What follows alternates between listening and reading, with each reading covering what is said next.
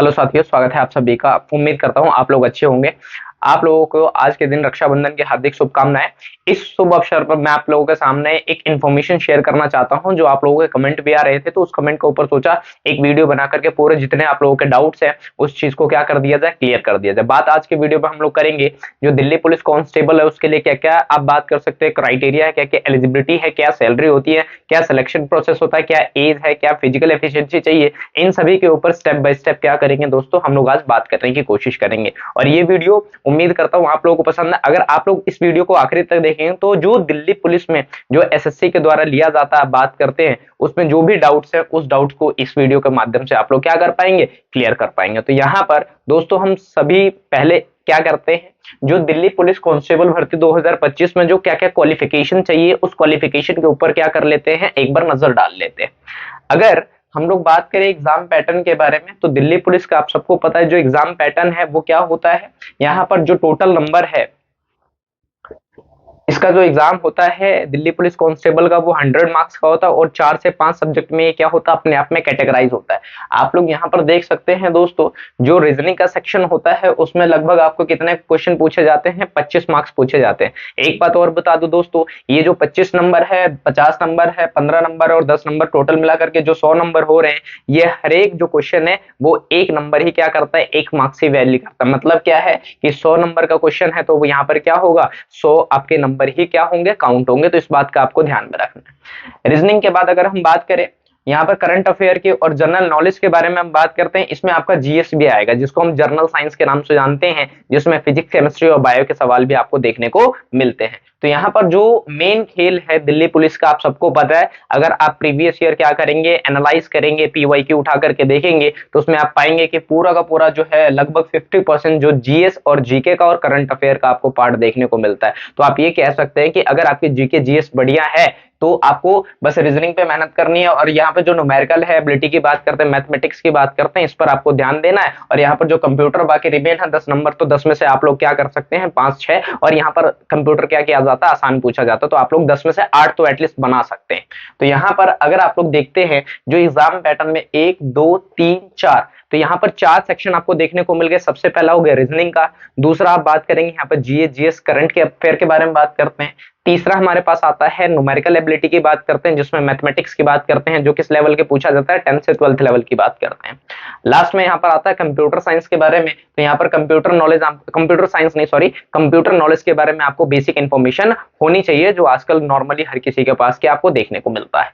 अगर हम इसमें एग्जाम वाले में अगर टाइम ड्यूरेशन के बारे में बात करते हैं, तो दोस्तों तो आपको टाइम ड्यूरेशन यहाँ पर कितना देखने को मिलता है, 1.5 घंटे के बारे में बात करते हैं। यहाँ पर क्या किया गया है कि ये जो 100 नंबर का सवाल है, आपको पूरा का पूरा 1 घंटा 30 मिनट दिया गया है। इस पर हम अभी बात करेंगे क्या इसमें नेगेटिव मार्किंग होती है या नहीं होती, एनएम जिसको आप लोग बोल सकते हैं।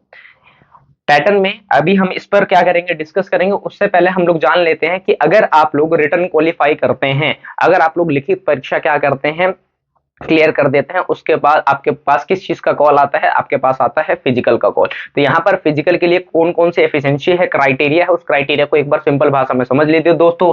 यहाँ पर मैंने दोनों, आप बात करते हैं जेंडर के लिए, चाहे वो मेल हो चाहे हम बात करते हैं फीमेल, उन दोनों के लिए क्या क्या क्या किया गया है, रिक्वायरमेंट्स है, मैंने यहाँ पर लिख रखा है, आप लोग क्या कर सकते हैं, देख सकते हैं, सिंपल भाषा में समझ सकते हैं। अगर बात करें मेल की जो हाइट है, हाइट कितनी मांगी गई है दोस्तों, 170 सेंटीमीटर। मतलब क्या है, अगर आप फुट में निकाले 5 फुट 7 इंच के बारे में बात करते हैं, तो उसका निकालेंगे आप तो कितना आ जाएगा, 170 सेंटीमीटर। मैंने यहाँ पर क्या लिखा है, 165। दोस्तों यहाँ पर जो 165 लिखा हुआ है, किसके लिखा हुआ है, एससी और एसटी।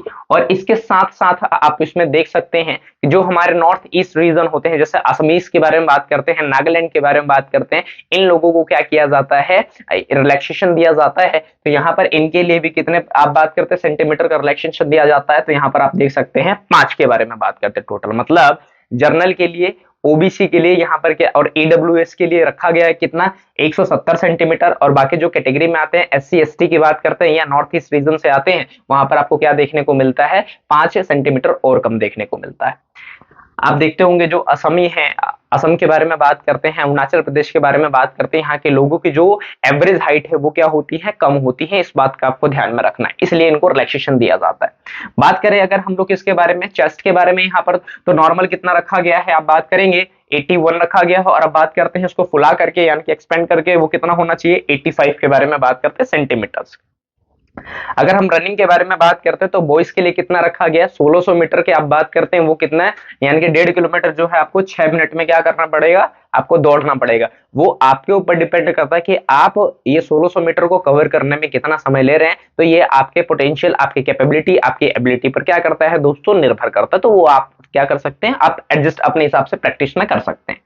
लॉन्ग जंप के बारे में बात करते हैं तो यहाँ पर कितना मांगा गया मेल में, 14 फीट के बारे में बात करते हैं, मतलब लंबाई के बारे में बात करते हैं, ध्यान रखना। और यहाँ पर हाइट के बारे में बात करते हैं, यानी कि जो आप हाई जंप है वो कितना रखा गया है, 3 फुट 9 इंच के बारे में बात करते हैं। तो यहाँ पर ये जो क्राइटेरिया और एज के बारे में बात करते हैं, मिनिमम कितनी होनी चाहिए आपके 18 और मैक्सिमम कितनी होनी चाहिए 30 की बात करते हैं। ये किसके लिए हो गया दोस्तों, तो यहाँ पर आप ध्यान रख सकते हैं यूआर के लिए, यानी कि जनरल कैटेगरी के लिए। लेकिन अगर इसमें भी SC ST OBC का रख दे तो यहाँ पर OBC का आप सबको पता है प्लस 3 साल कर दीजिए और SC ST का कितना कर दीजिए 5 साल, मतलब क्या है 30 से वो कितना हो जाए 33, 33 में फिर आप क्या करेंगे 2 साल और जोड़ देंगे तो कितना आ जाएगा 35। तो जनरल के लिए 30 रखा गया है, बाकी कैटेगरीज के लिए 33 और 35 डिपेंड करता है कि आप SC है, ST है या OBC। SC ST को सेम रखा गया है, कितने कैटेगरी में आप बात करेंगे, यहाँ पर 5 साल के लिए उनको रिजर्वेशन दिया गया है।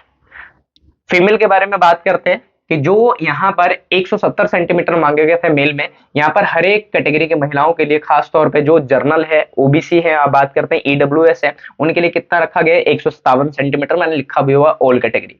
लेकिन यहाँ पर रिलैक्सेशन फिर किसके लिए कितना कर दिया गया है, वो महिलाएं जो SC ST और नॉर्थ ईस्ट रीजन से आती हैं उनको भी 157 में से 5 क्या कर दिया गया है, कम कर दिया गया है। तो इस चीज का आपको ध्यान में 157 में क्या करना है, 157 तो जनरल के लिए हो गया और 155 जो है वो किसके लिए हो गया, बात करते हैं SC ST के लिए। यहाँ पर कितना रखा गया था, 5 सेंटीमीटर कम कर दिया गया, यहाँ पर कितना कर दिया गया, सिर्फ और सिर्फ 2 सेंटीमीटर की बात करते हैं।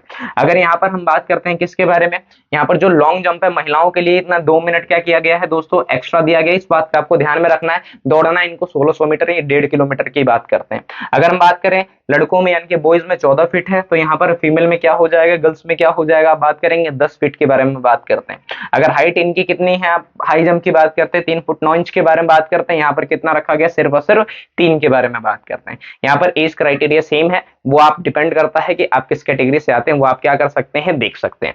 अब दोस्तों जो मेन मुद्दे की बात है, क्या इसमें नेगेटिव मार्किंग आपको देखने को मिलता है, तो आप कहीं बिल्कुल जी, यहां पर नेगेटिव मार्किंग आप लोगों को देखने को मिलता है। नेगेटिव मार्किंग आपकी कितनी, 1/4 के बारे में बात करते हैं कि मतलब क्या है कि अगर आपने 4 क्वेश्चन गलत कर दिए तो आपका क्या हो जाएगा, जो एक सही वाला होगा वो ऑटोमेटिक क्या हो जाएगा, डिडक्ट हो जाएगा, कट जाएगा। तो इस बात का आपको ध्यान में रखना है। तो यहाँ पर जो कट ऑफ है 60, 62, 55, मतलब 55 से लेकर के 65 के बीच में आपको देखने को मिलता है, जो अपने आप में एक बहुत बड़ा क्या है, कट ऑफ जारी करता है। कौन सी, SSC के बारे में बात करते हैं।